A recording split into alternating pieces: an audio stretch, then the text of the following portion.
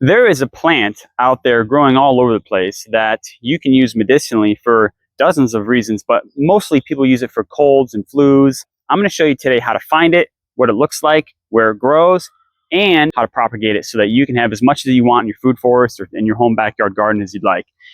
This particular plant actually sells for quite a bit online. Plants go for $15 to $20 a piece, and I'm going to show you a product I just saw. This is one of the cheaper ones. About $20 per pound is what the fruits sell for online, dried. So this plant grows abundantly here in Florida. You'll see it in roadsides and ditches and things like that. If you guessed the elderberry plant, you're right. So not only does this thing grow all over once you plant it, it grows an underground structure and then pops up all over your yard. So do be careful that it doesn't show up where you don't want it. Elderberry has white flowers. And this is what you'll see when you're driving down the road. You can see this on the highway, the interstate, really anywhere that there's a little bit of water, like a ditch or creek.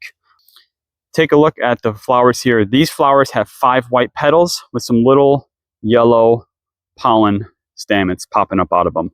Smells very sweet. See if you can get a close up. The leaves themselves on the stem are going to be opposite, and you'll see that the leaves are also compound. So each leaf, let's see if I can separate one off here for you. This would be considered one leaf, and it's got multiple different little leaflets on it. The edges of the leaves are going to have a little sawtooth or toothed margins on them.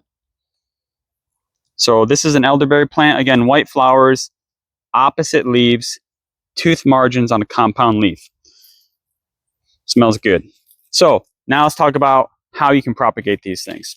There are a ton of ways to propagate elderberries, usually because they're just an easy plant to propagate.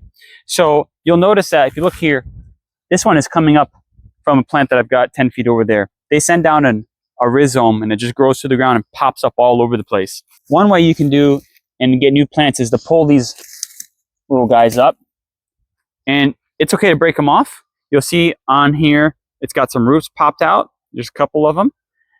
But even if there is no roots, by getting a little piece of that rhizome, you're getting the part of the plant that wants to make roots. You can pop this in the ground or into some wet, moist soil in a bucket, and it will live. The top might wilt down, but then it'll pop up in a week as long as you give it water. That's one of the tricks to elderberries, is they love water. The way I'm going to show you how to make elderberry plants is actually the easiest method, period. You're going to go up to any of these elderberry plants that you find on the side of the road. Take one, just like that, with some snips. Now, you can turn this into a couple plants. It doesn't matter if you have large stalks like this or green new growth stalks like this. Either method works completely fine. All you want to do is remove some of the leaves like that, and then you're going to stick them in a bucket of water. This is the trick. You stick these elderberries in a bucket of water and walk away, probably in a shady place for a while. Give them about a week. When you come back, you'll notice on these little elderberry plants, there'll be a ton of little spots that are turning into roots.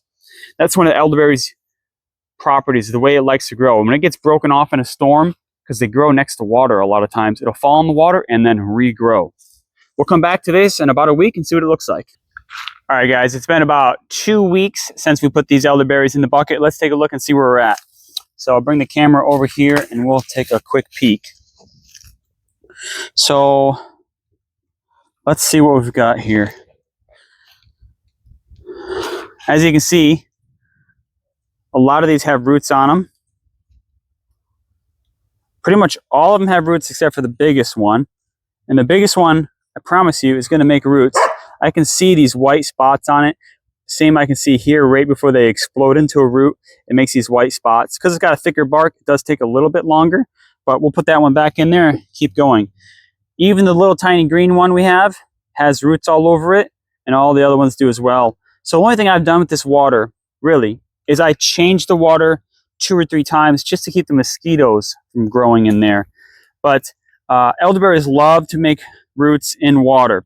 So if you guys are like me, one of the things I found is that it's really helpful to write some things down. That's why I made the Earthkeeper's Journal. You guys can take a look at this. I'll put the link in the description below, but take a look at some of the pages here. This thing's really great. It's got some guided prompts in it that walk you through all kinds of experiments and things like that. If you're into everything nature, this is a good buy. All right, thanks for watching.